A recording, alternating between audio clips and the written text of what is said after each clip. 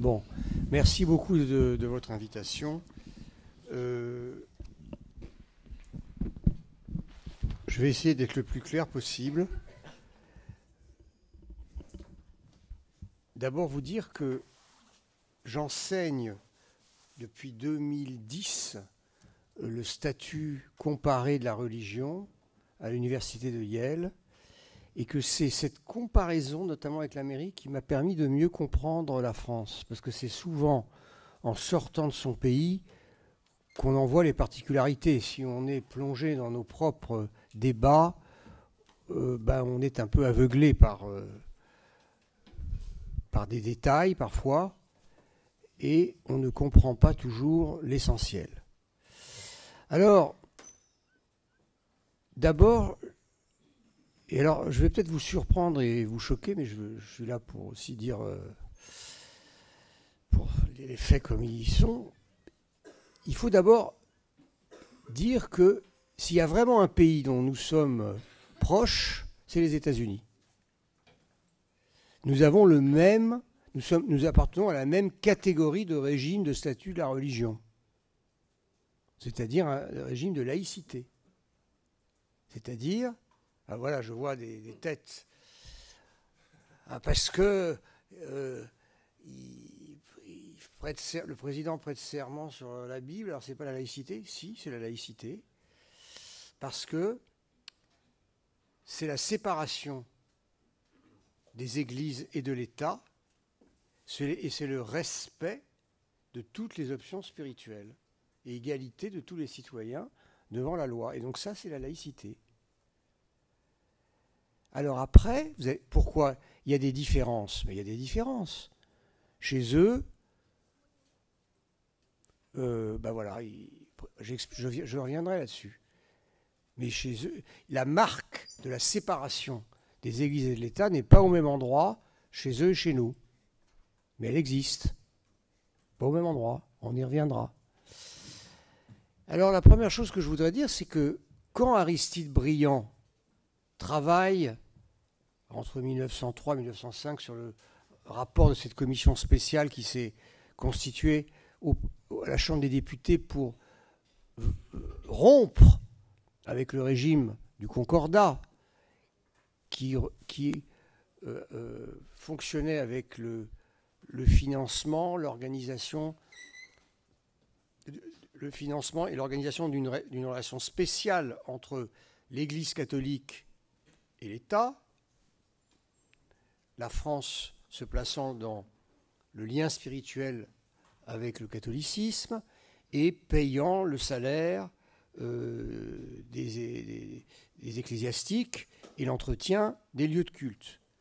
Et par une sorte d'homocétie, on avait élargi, non pas le lien spirituel, mais le paiement des ecclésiastiques au culte protestant et au culte dit israélite. Donc il y avait ce qu'on appelait les religions reconnues, et donc les contribuables des autres foi non reconnues, ou des athées, ou les agnostiques, payaient avec leurs impôts l'entretien des lieux de culte, des religions reconnues, et l'entretien des salaires des ecclésiastiques.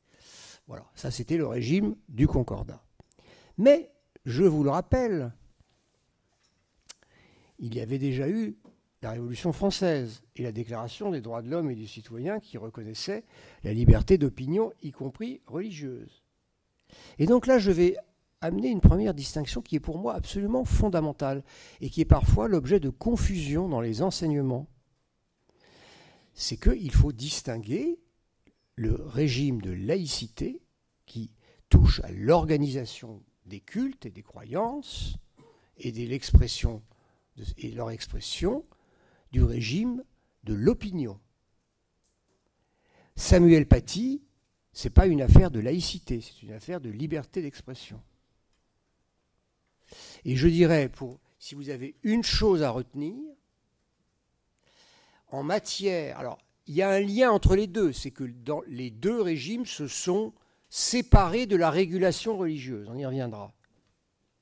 Mais l'un, avec la liberté d'expression pour permettre le droit à l'irrespect, parce que s'il n'y a pas le droit à l'irrespect, ben, il n'y a pas de liberté d'opinion, et l'autre pour organiser le droit au respect de toutes les options spirituelles, des athées jusqu'aux croyants. Donc ça, c'est intéressant de le dire. Et je peux vous dire que, parce que sinon, quand vous avez affaire à des croyants, leur dire que la caricature de la religion, c'est la laïcité, que c'est ça qu'ils doivent aimer, c'est très difficile, c'est normal. Ils doivent l'apprécier au titre de la liberté d'expression, pas au titre de l'organisation des cultes. Ils doivent aimer la liberté d'expression même de ceux qui ne pensent pas comme eux. C'est ça qu'il faut leur enseigner. Et pas, ça n'a rien à voir avec la laïcité. Ça n'est pas le même, comme je le répète, vous avez l'Angleterre, par exemple, qui n'est pas du tout, s'il y a bien un régime proche de chez nous, qui est totalement différent d'une autre, parce qu'il y a une religion d'État, le roi d'Angleterre est le chef de l'église anglicane, ben, il y a la liberté d'expression. Même maintenant, ils ont admis le droit au blasphème. Bon, mais ça ne veut pas dire mais c'est pas du tout un régime de laïcité. Donc, il faut, déjà dans votre esprit et dans la transmission de la connaissance, il faut bien distinguer entre eux. Et alors donc, ce que je vais faire, c'est que je vais d'abord consacrer l'essentiel de mon intervention au régime du statut de la religion, c'est-à-dire la laïcité, et puis j'interviendrai après sur la comparaison du régime de liberté d'expression. Alors, je le répète, ou je l'ai peut-être... Donc pour Aristide Briand, les États-Unis, c'était un modèle. Et vous savez, dans le rapport Briand, il y a beaucoup de pages consacrées aux modèles étrangers, aux régimes étrangers qui sont étudiés. Et beaucoup sont consacrés au modèle américain. Alors qu'est-ce qui dérange les législateurs français dans le régime américain? Alors, ce qui les dérange, c'est qu'il ne prévoit pas la liberté de conscience. Alors ça, c'est intéressant parce que le statut de la religion est abordé dans la Constitution américaine.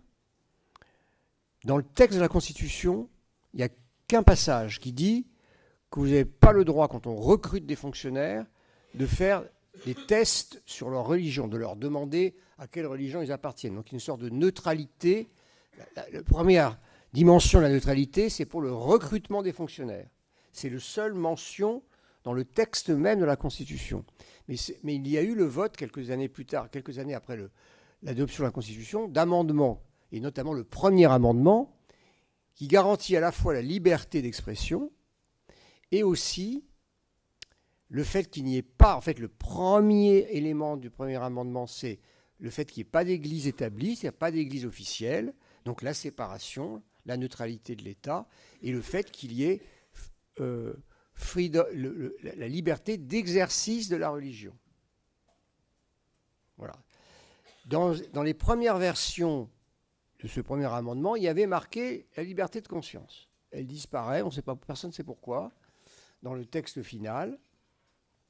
Et donc, ça dérange un peu le législateur français qui va affirmer, dans l'article 1 de la loi de 1905, la liberté de conscience. La deuxième chose qui dérange le législateur, c'est qu'il n'y a pas beaucoup de protection contre l'intrusion religieuse dans le droit américain. Et là, Briand et ses collègues vont en trouver quelques exemples dans le droit italien, qui a aussi affaire à une église catholique très intrusive. Et qu'est-ce que ça va donner, cette protection contre l'intrusion? Ça va donner quelque chose qui est fondamental quand on veut comprendre le terme de laïcité, et de laïcité, je dirais, à la française, c'est la souveraineté. La laïcité, c'est la souveraineté de la République qui fixe les règles du statut de la religion, mais qui protège aussi la liberté de conscience et et le libre exercice des cultes, qui est l'article 1 de la loi de 1905, et la séparation, qui est l'article 2, et qui va donner le titre à la loi.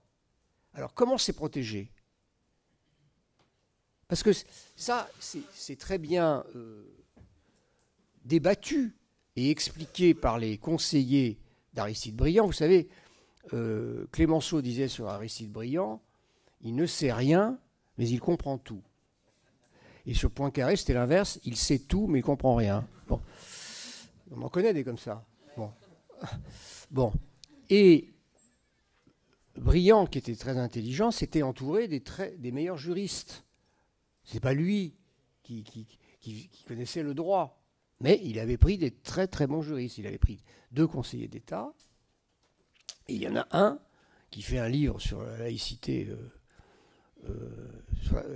dès 1905, et qui dit, quand vous proclamez par exemple dans la Déclaration des droits de l'homme et du citoyen le droit de propriété, ben, c'est bien, c'est une belle proclamation.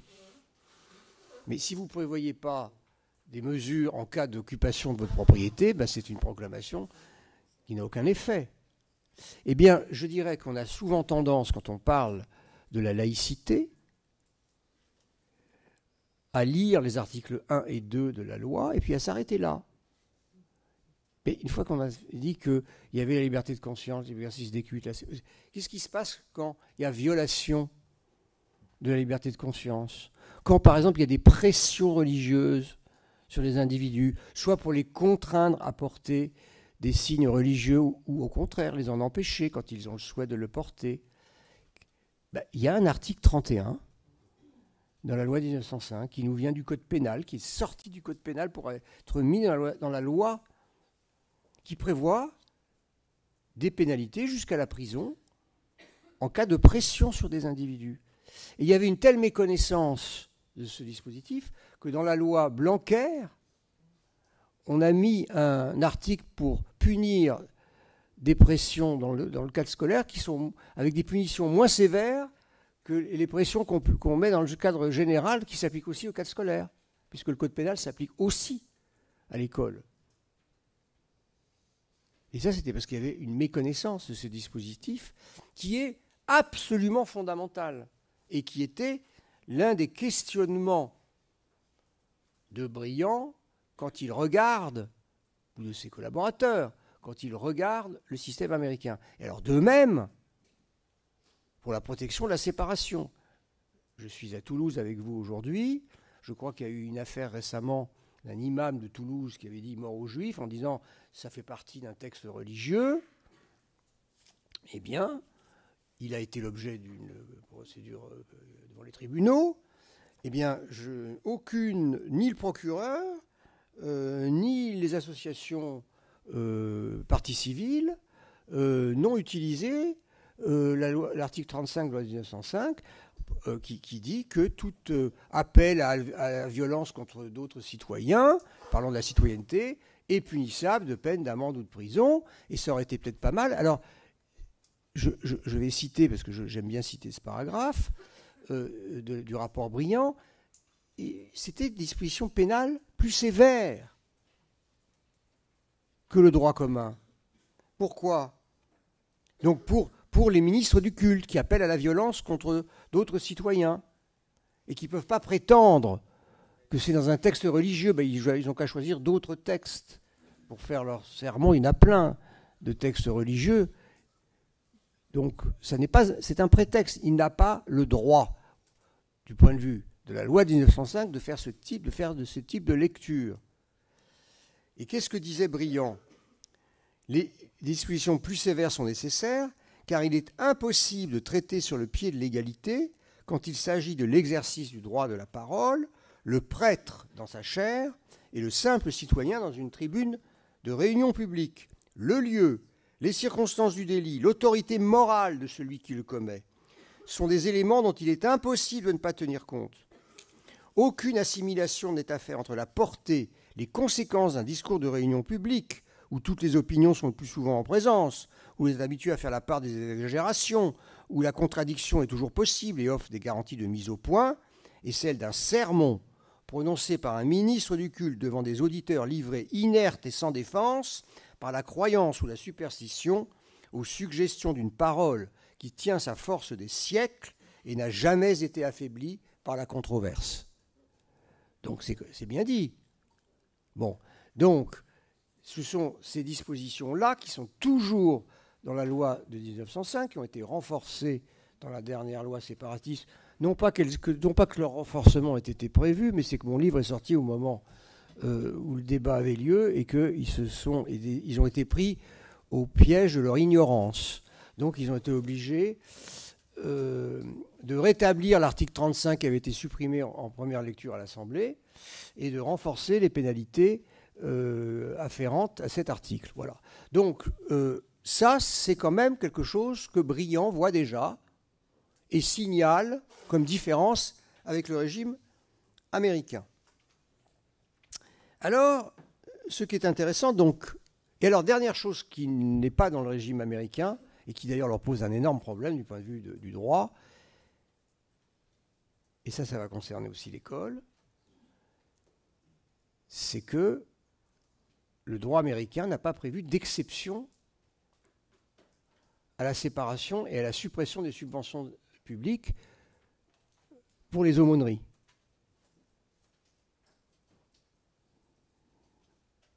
Et donc, je le dis d'un point de vue juridique, ça peut l'intéresser. Donc aujourd'hui, dans le droit américain, c'est non-establishment, donc interdiction de soutenir une religion et liberté d'expression. Alors, que se passe-t-il pour les soldats de l'armée américaine qui, comme les soldats français, ont le droit d'avoir des aumôniers? Eh bien, vous savez, ça fait plus de 2 siècles que la Constitution américaine a été adoptée. La Cour suprême n'a pas pris un cas d'aumônerie parce qu'ils ne savent pas comment décider. En fait, ils acceptent la pratique qui est une violation de la clause du non-establishment, mais je dirais, un juge a déclaré que la liberté d'exercice, c'est-à-dire mais c'est le même esprit en droit français d'ailleurs, hein, la liberté de pouvoir pratiquer son culte dans des lieux fermés est supérieure à une supériorité sur la séparation qui implique le non-financement de la religion. Et c'est ce qui prévaut dans le droit français. Vous voyez, on va y revenir. Ça, c'est quelque chose de très commun au droit français et au droit américain. Il y a la séparation, mais cette séparation est un instrument de la liberté. Quand elle viendrait, cette séparation, à porter atteinte à une liberté d'exercice du culte, alors il faut donner la préférence à la liberté. Alors, il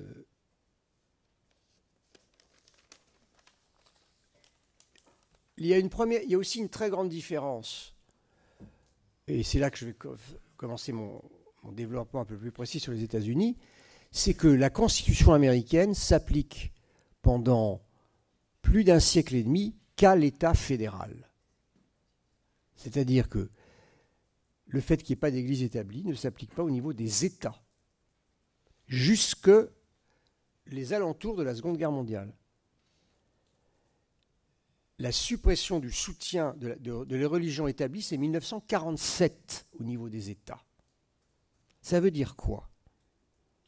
Ça veut dire que tout d'un coup, la séparation, la neutralité de l'État et des services publics va faire un énorme bond en avant à partir de la Seconde Guerre mondiale, qu'on ne mesure pas si on ne connaît pas bien l'histoire politique des États-Unis.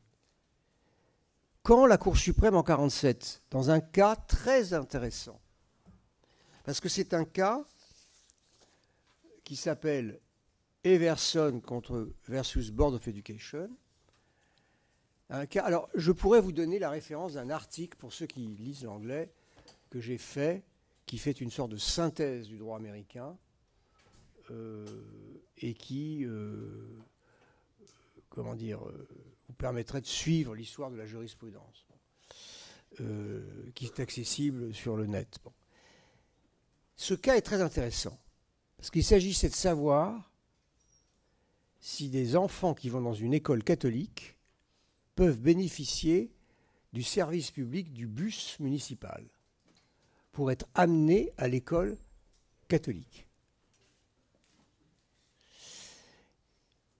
Et le vote a lieu 5 voix contre 4 à la Cour suprême. Parce que certains voulaient même interdire la subvention du bus qui s'arrêtait à l'école catholique, pour supprimer l'arrêt, si vous voulez. Le bus ne serait pas arrêté. Alors le justice Black, qui était très attaché à la séparation, a dit, bon, enfin, il ne faut pas exagérer. Les forces, le policier qui fait la circulation, il ne regarde pas si c'est un enfant catholique, juif ou athée. Et je préfère que l'enfant catholique puisse avoir le bus et qu'il ne soit pas tué dans un accident de circulation. Et donc, on doit considérer le service du bus comme le service de la police municipale. En revanche, il dit, l'école doit être totalement neutre. Le bâtiment, l'enseignement, etc. Et donc, c'est lui, dans cet arrêt, où le vote est 5 contre 4, il y en avait 4 qui souhaitaient qu'on empêche le soutien financier à l'arrêt du bus pour l'école catholique. Vous voyez le niveau, je dirais, du radicalisme, de la séparation à la Cour suprême américaine à l'époque. Mais en même temps, dans cette décision, il décide d'appliquer ce qu'on appelle l'incorporation du premier amendement aux États, ce qui n'était pas le cas avant. Alors qu'est-ce que ça veut dire ? Qu'est-ce qu'il y a comme principal service public dans un État avec un impact sur le statut de la religion ? Les écoles. À l'époque, dans la plupart des écoles américaines, vous avez des cours d'instruction religieuse, vous avez des prières à l'entrée, à la sortie, au milieu. Et à partir de cette décision de 1947, qui va dire on incorpore, vous allez avoir toute une série de décisions qui vont mettre le pays à feu et à sang. Franchement. Et ça, on n'en a pas idée aujourd'hui. Ça va aller de 1947 à 1963. Alors, avec les premières décisions qui interdisent les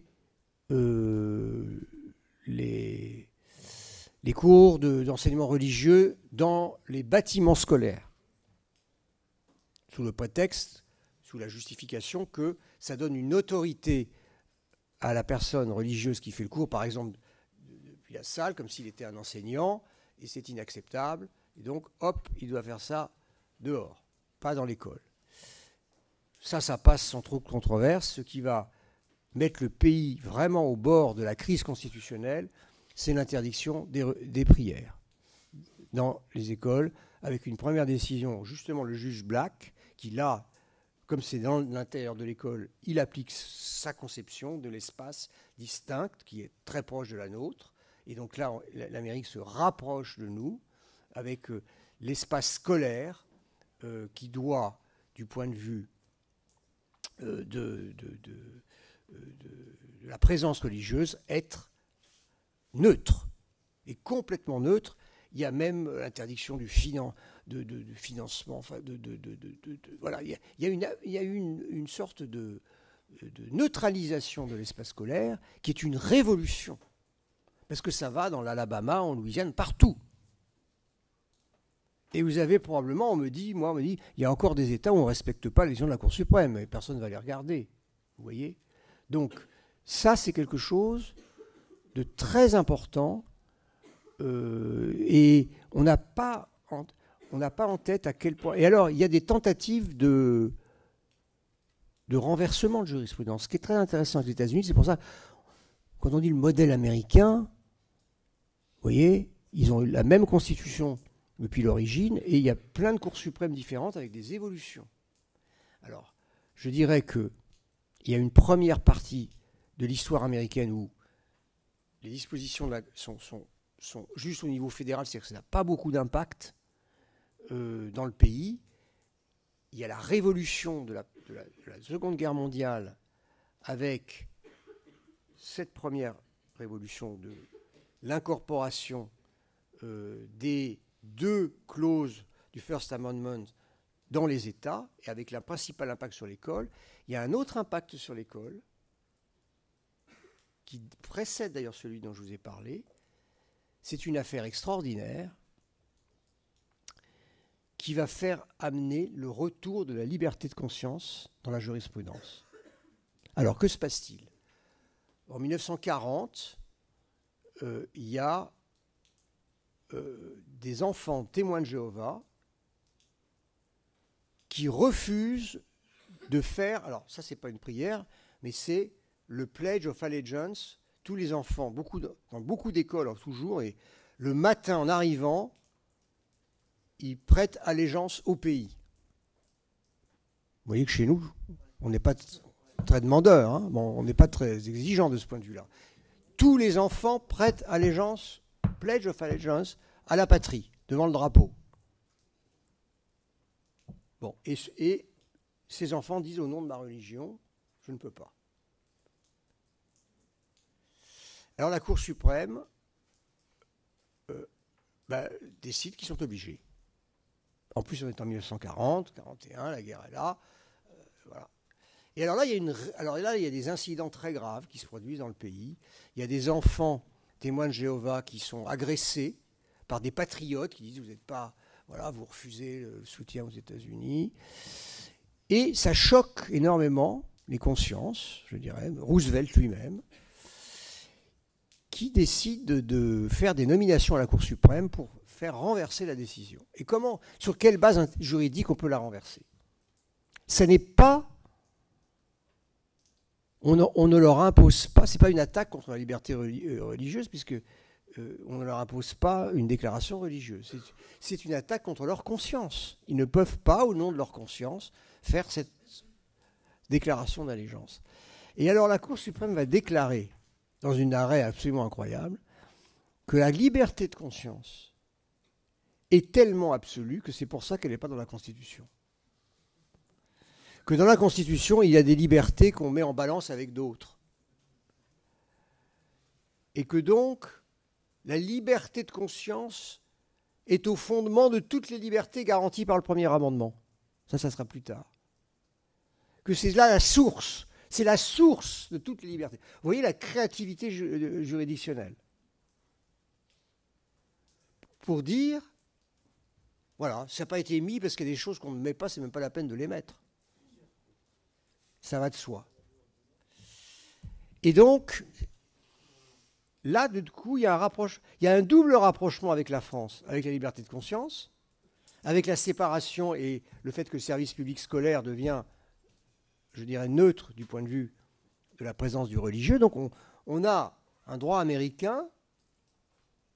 Et alors là encore, là où je dirais il nous dépasse largement du point de vue de la laïcité, là je vais peut-être encore vous surprendre, c'est quand dans un arrêt de 68, ils autorisent n'importe quel citoyen américain à aller devant la Cour suprême si $1 est versé par le gouvernement fédéral à une école religieuse, à n'importe quelle autorité religieuse. Donc, en réalité, oui, ils autorisent le président des États-Unis à prêter serment sur un document religieux, ou à ne pas le faire d'ailleurs, il n'est pas obligé.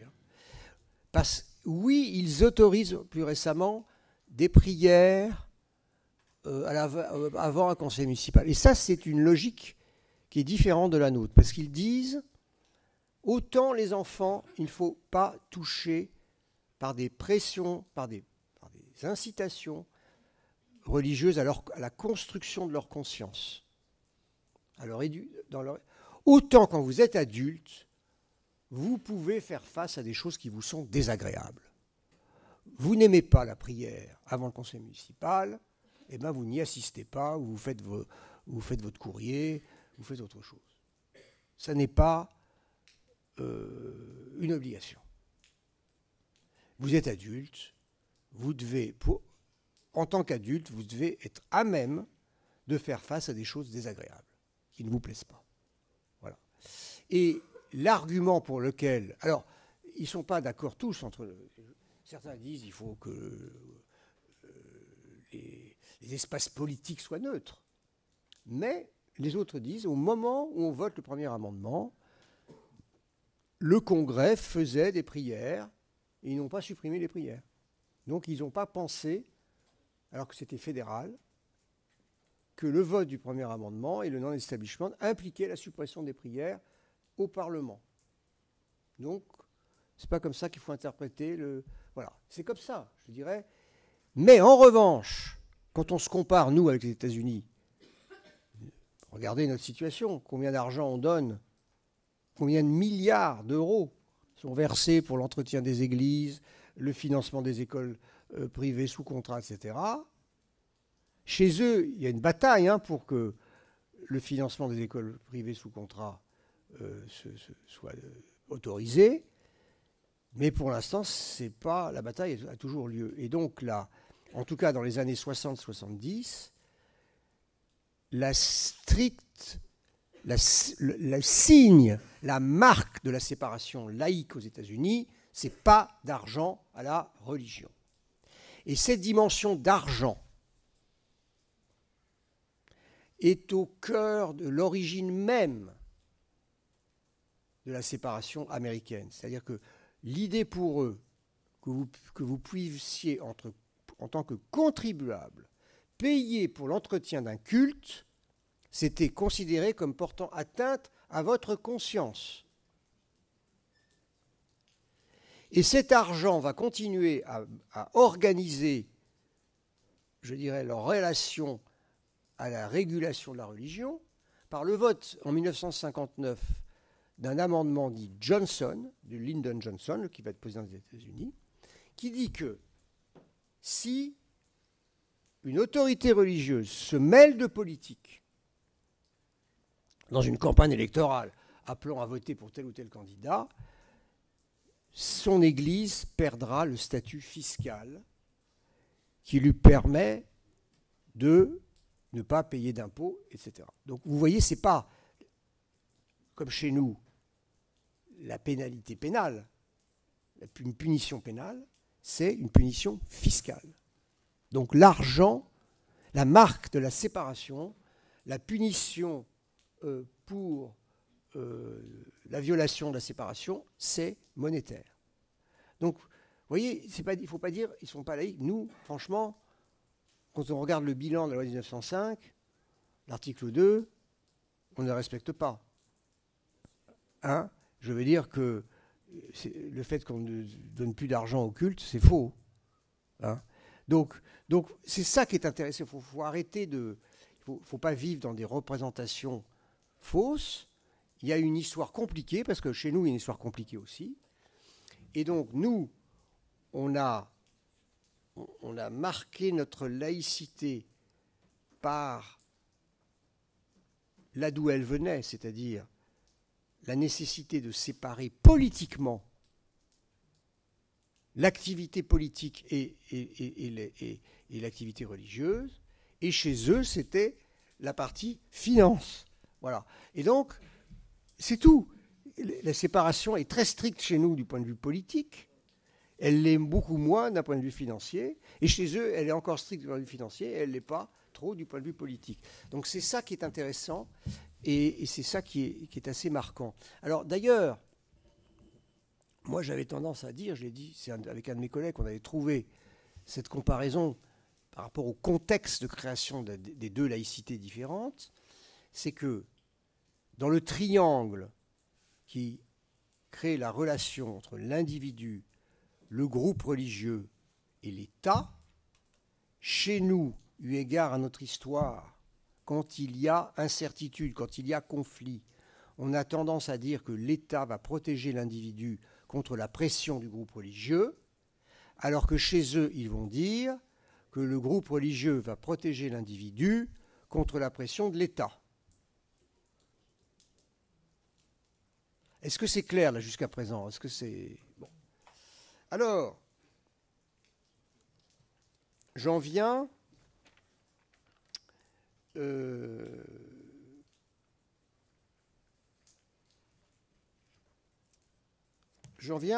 à la période contemporaine, où il y a deux crises différentes mais assez parallèles. Aux États-Unis, devant le développement de cette neutralité au niveau de l'école, et puis au niveau de droit.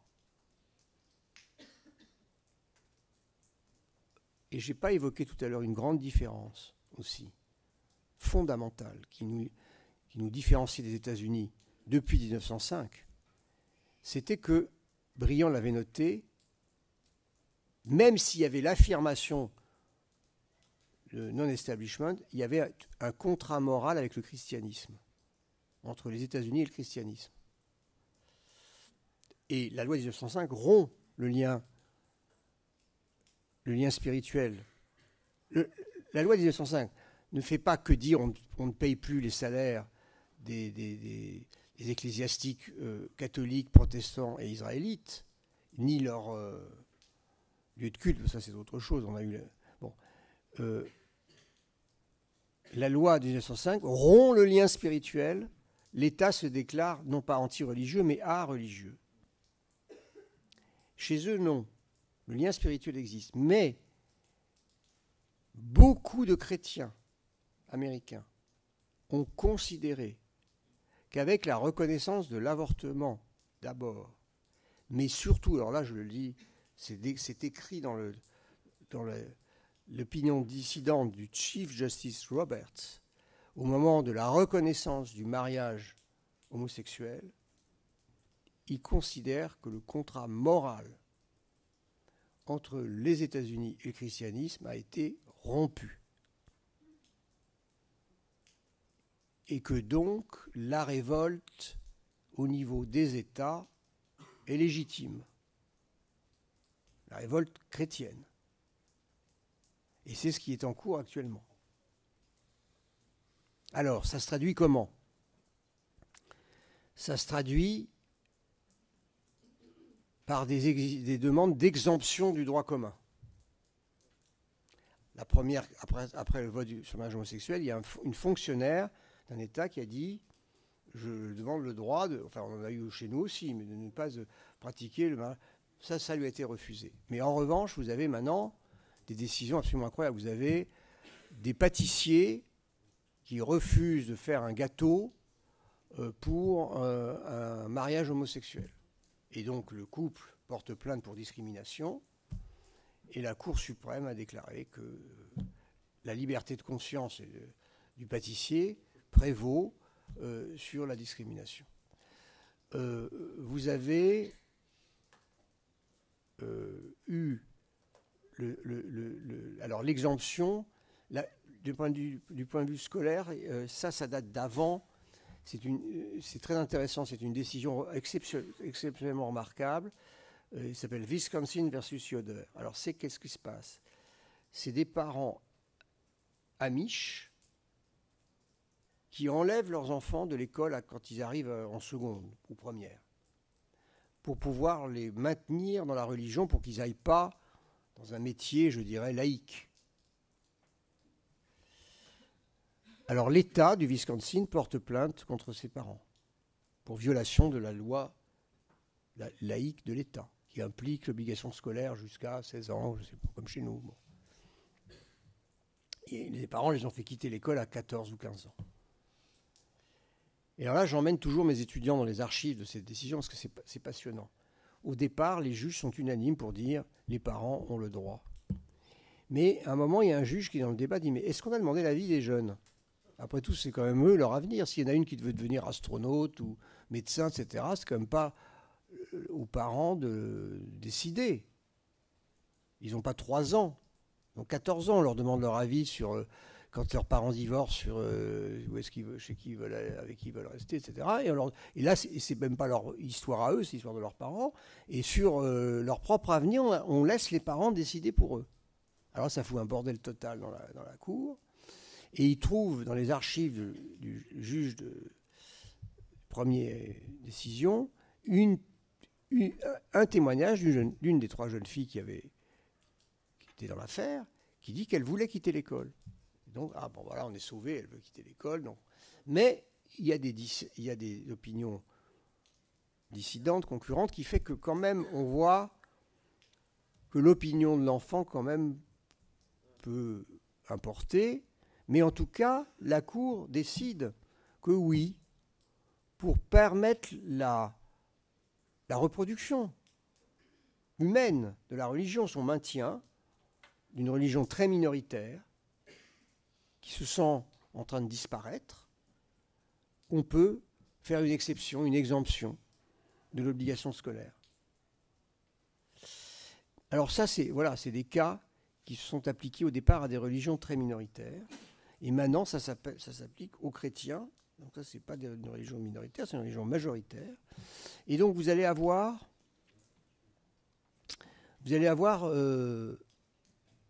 des décisions de la Cour suprême qui vont progressivement entamer ce que je vous ai dit sur pas d'argent, par exemple, quand un État décide de financer l'enseignement privé.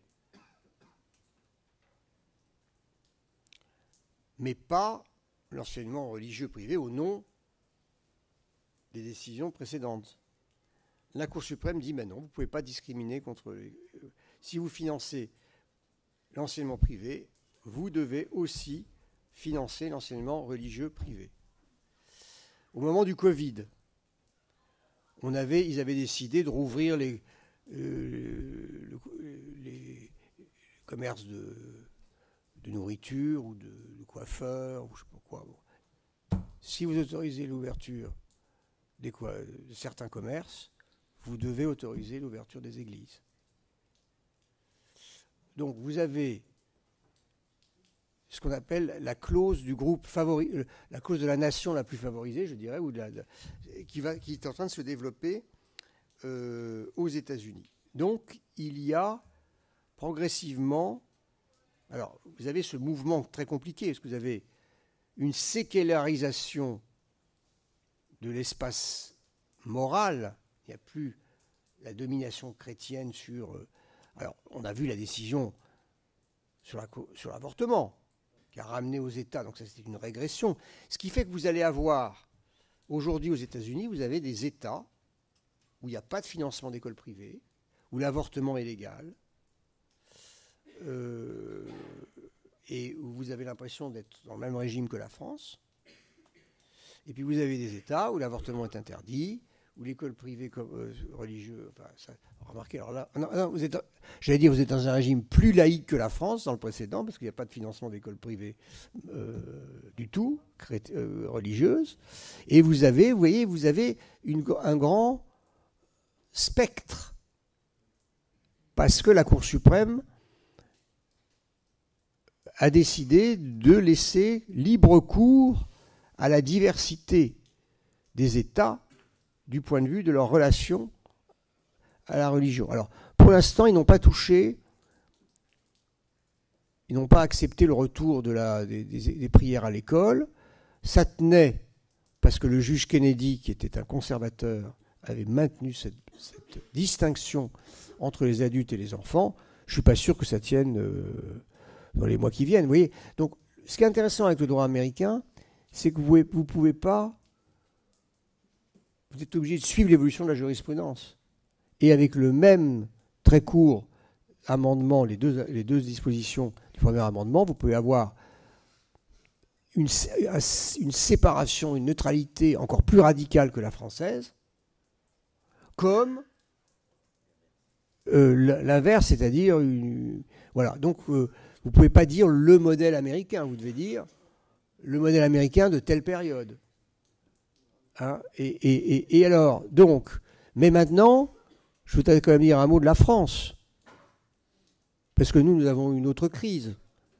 C'est-à-dire la crise provoquée par la présence, non pas de l'islam dans la République, puisque l'islam était présente en 1905, en Algérie, et que le président de la République lui-même s'est trompé quand il a dit, la première fois qu'il a accueilli à l'Élysée en 2017 les autorités religieuses, il a dit le problème en 1905, c'est que ça ne concernait pas l'islam, mais si ça avait été débattu, l'islam était dans la loi, simplement la loi était suspendue dans son application à l'Algérie, mais l'islam était dans le débat parlementaire, et le Parlement avait décidé que ça avait une dimension universelle dès le départ. Bon. mais simplement cette dimension universelle ne s'est pas appliquée jusqu'à l'indépendance de l'Algérie. Bon. Donc la différence, c'est que donc les musulmans n'étaient plus simplement d'Algérie, mais ils étaient sur le territoire de la métropole où la loi de 1905 s'appliquait. Et là, vous avez quelque part quelque chose qui s'est développé avec des lois, certaines dont je considère qu'elles entrent tout à fait dans l'esprit de la loi de 1905. Et je pense que la loi de 2004 à laquelle j'ai contribué, puisque j'étais à la commission Stasi, s'inscrit totalement dans la loi de 1905, puisque c'est pour prévenir les pressions sur les enfants, que comme la jurisprudence américaine aussi le fait, on ne va pas dire, les pressions, elles étaient on aurait pu dire on applique l'article 31 de la loi de 1905 dans les écoles. Alors ça veut dire que vous alliez au tribunal. Et vous ne pouvez pas transformer la cour de récréation en cour de justice. Vous ne pouvez pas traiter des affaires qui concernent des enfants mineurs comme les espaces où vous avez des adultes. Et ça, c'était tout à fait ce qu'a dit la commission Stasi.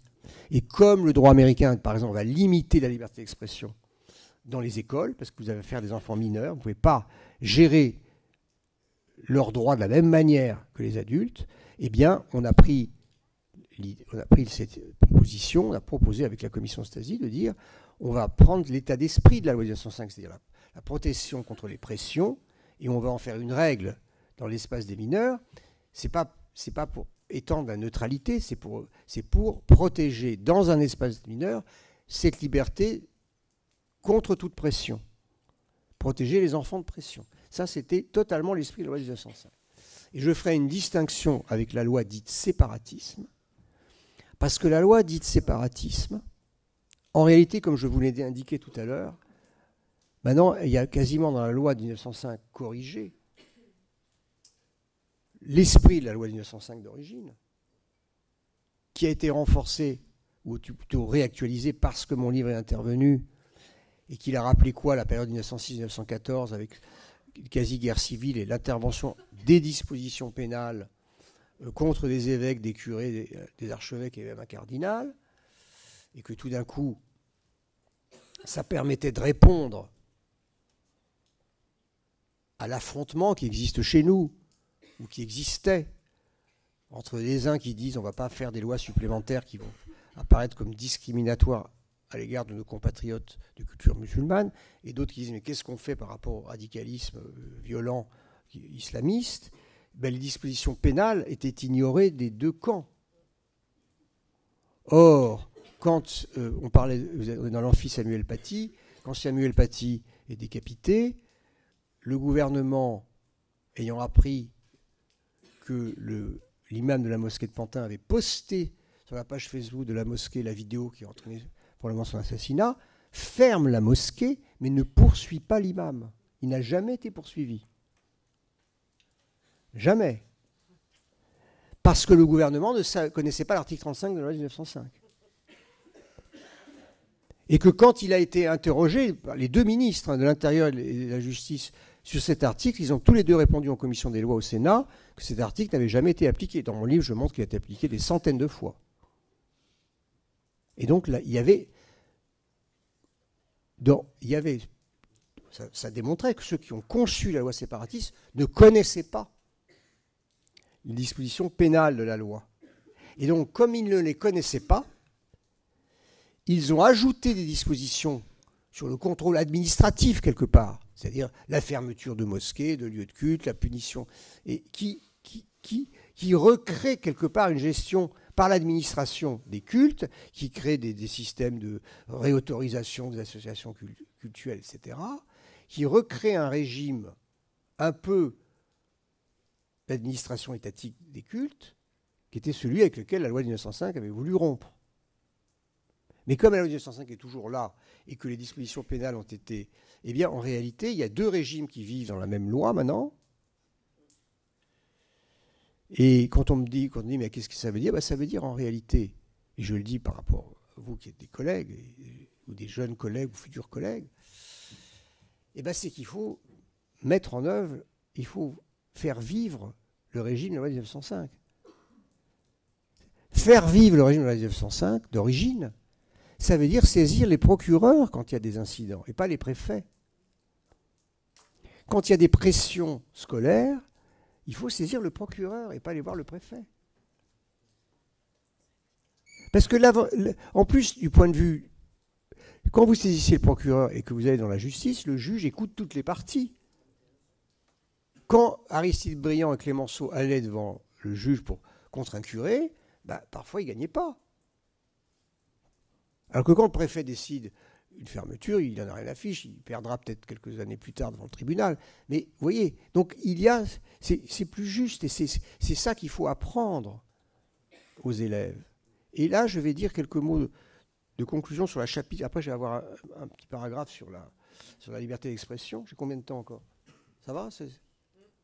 Bon. 5 minutes? Non. Un quart d'heure. Oui, non, mais... Alors, 10 minutes. Bon. Dans la récente, je vais dire deux choses pour conclure sur la partie laïcité. Ce que moi je dis aujourd'hui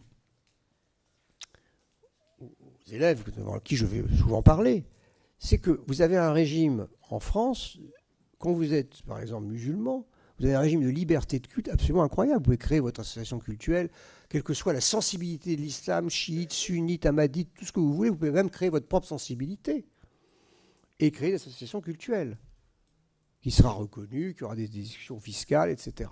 Bon. Il y aurait une discrimination, la laïcité serait discriminatoire. Regardez la jurisprudence récente du Conseil d'État. Vous avez 3 décisions ou 3 avis. Vous avez un qui porte sur les repas, les cantines, qui déclare que des repas qui se conforment, si les alternatives qui sont offertes dans les cantines scolaires, qui se conforment aux prescriptions religieuses, sont conformes à la laïcité. Ce n'est pas obligatoire pour les mairies d'offrir cette alternative, mais si elles l'offrent, c'est conforme à la laïcité. Ça. Après, vous avez l'autorisation pour les maires d'accompagnatrices de porter, enfin, le fait que le Conseil d'État considère que c'est conforme à la laïcité. Alors après, vous avez la baya qui est interdite, et le Conseil d'État vient de décider que cette interdiction était conforme à la loi de 2004. Je le confirme, c'est tout à fait conforme à la loi de 2004. Donc voilà, c'est ça qu'il faut apprendre aux jeunes. Ça n'empêchera pas d'aller devant le juge encore, si on n'est pas d'accord, de retourner devant le juge ou devant le législateur. C'est ça l'état de droit. Mais on ne peut pas dire que le juge a décidé, dans tous ces cas-là, contre les croyants. Dans 2 cas sur 3, il a plutôt décidé en faveur de ceux qui croyaient. Bon. Et alors maintenant, je voudrais dire un mot puisque c'est le thème général de votre laïcité et citoyenneté. Alors là, je voudrais dire quelque chose qui va peut-être aussi vous choquer. Dans la charte de la laïcité, qui doit être quelque part, il y a écrit « La laïcité permet la citoyenneté ». Un truc comme ça. Hein. Mais moi, je trouve que c'est faux, ça. Moi, je pense que c'est l'inverse. Moi, je pense que c'est la citoyenneté qui permet la laïcité. C'est-à-dire, c'est le fait de considérer les élèves que vous avez en face de vous comme des citoyens, comme des compatriotes, qui leur permet soit de croire, soit de ne pas croire. Parce que si on ne croit pas, il faut avoir quand même des identifications à quelque chose. Et cette identification, c'est à votre citoyenneté c'est ça qui vous donne une appartenance, je ne dirais pas alternative à la religion, mais complémentaire. Et donc, si vous êtes regardé comme extérieur à l'histoire de France, comme étranger à cette histoire, comme n'étant pas une chance pour cette histoire, comme on vient de l'entendre récemment,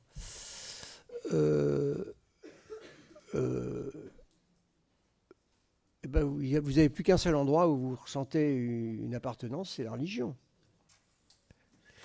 Donc c'est fondamental d'enseigner.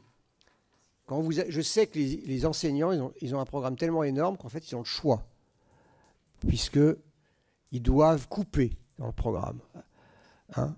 Donc il y a des trucs qui coupent et puis il y a des trucs qui ne coupent pas. Ben, moi, je vous suggère de ne pas couper, je dirais même d'insister sur l'histoire politique de la France, l'histoire de l'Empire, l'histoire de la politique d'immigration, parce que c'est ça qui explique aux enfants dans une classe qu'ils sont tous citoyens. C'est cette histoire politique. Et après, ils pourront vivre leur laïcité, c'est-à-dire d'être croyants ou pas. Mais sinon, non. Sinon, c'est une théorie, la laïcité. Et or, il faut que ce soit une réalité. Alors maintenant, disons quelques mots sur la liberté d'expression.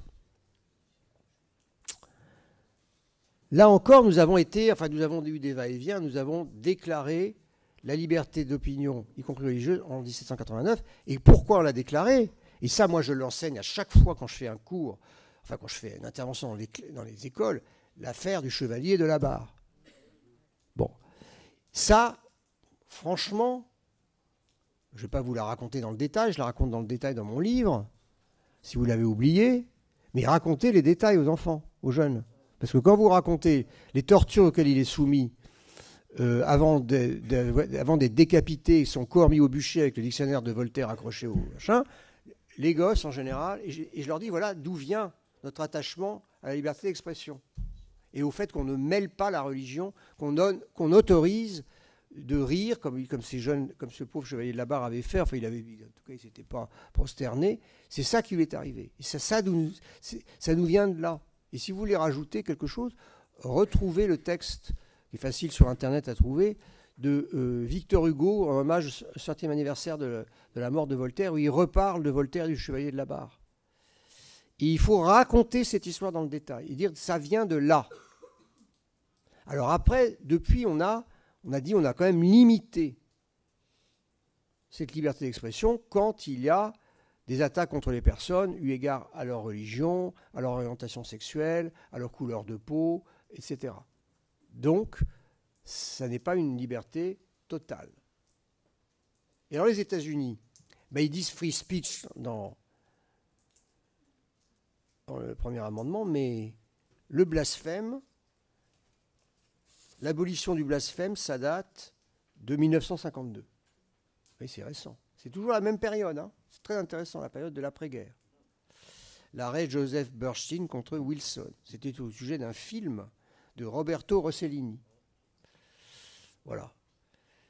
Et ça touchait les attaques contre des chrétiens, le christianisme. Alors ça va jusqu'à un point où vous pouvez, la Cour suprême a déclaré en 2003 que vous pouviez brûler une croix, vous n'avez aucun problème. Vous pouvez brûler le Coran, vous pouvez brûler la Bible, vous pouvez tout faire tout ça. Et en 2011, vous avez une autre décision, vous avez des citoyens américains qui sont venus insulter à l'entrée de l'église des cercueils de soldats homosexuels avant la cérémonie religieuse d'enterrement. En disant c'est bien fait que tu sois mort, espèce de pédé, etc. Et la Cour suprême a dit qu'ils avaient le droit il y avait le free speech. Alors, vous voyez, quand il y a des jeunes qui disent aux États-Unis, non, pas du tout. Il n'y a aucun respect. Mais c'est dans l'espace public, c'est-à-dire dans la rue. Quand vous êtes à l'école, quand vous êtes à l'université, ce ne sont pas des espaces publics. Et là, vous allez avoir des régulations de la parole par respect, justement. Alors là, ça va au-delà de chez nous. Et on va dire, vous n'avez pas le droit de ça, vous n'avez pas le droit de ceci. Donc vous mettez sur la place, vous sortez du bâtiment, là, vous allez dans la rue, vous avez le droit de faire tout ce que vous voulez, mais vous entrez dans une entreprise, dans une école publique, privée, etc. Là, vous avez une régulation de l'espace qui va être très différent. Et c'est ça que souvent en France, on ne comprend pas, parce que nous, comme on est régi par des dispositions pénales, le droit pénal s'applique partout, alors que chez eux, c'est la jurisprudence qui dit là, vous avez la liberté de faire, donc vous pouvez le faire. Alors, par exemple, il y a quelques années, il y a un gars qui avait décidé de brûler un Coran en Floride. Alors, ils ont tous été lui dire ne le fais pas. Mais il avait le droit de le faire. Il a décidé de ne pas le faire finalement, mais il avait totalement le droit de le faire, selon la jurisprudence de la Cour suprême. Vous voyez ? Donc, ça, c'est un peu plus compliqué à expliquer. Mais Voilà voilà la complexité du droit américain. Bon, je m'arrête là pour que... J'espère que c'était assez clair, même si, je le répète, vous voyez, c'est pas simple à comprendre pour un esprit, comment dire, français, cartésien, et sur lequel on a l'impression... Et surtout, qui n'est pas habitué au fédéralisme, avec cette diversité des régimes qui s'appliquent selon les États. Merci.